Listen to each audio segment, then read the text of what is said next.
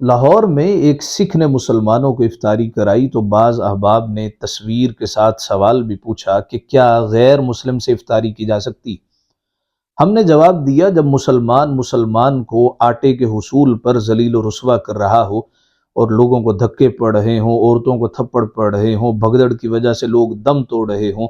ایک غیر مسلم عزت کے ساتھ کھانا کھلائے، روٹی کھلائے تو اس میں حرج ہی کیا ہے؟ دیکھیے، وقت کرتا ہے پرورش، برسوں حادثہ دفعتن نہیں ہوتا۔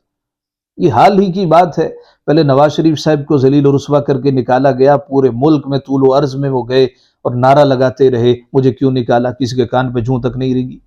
اس کے بعد عمران خان صاحب تشریف لائے، پوری دنیا میں مہنگائی کا سیلاب تھا، مہنگائی مکاؤ مارچ کے نام پہ ان کی حکومت کو گرایا گیا اور اللہ تلل لوگوں کو ہم پہ مسلط کر دیا گیا۔ جب ان سے پوچھے تو یہ کہتے ہیں جی ہم کیا کریں، ہم سے پہلے، ہم سے پیشرو یہ کام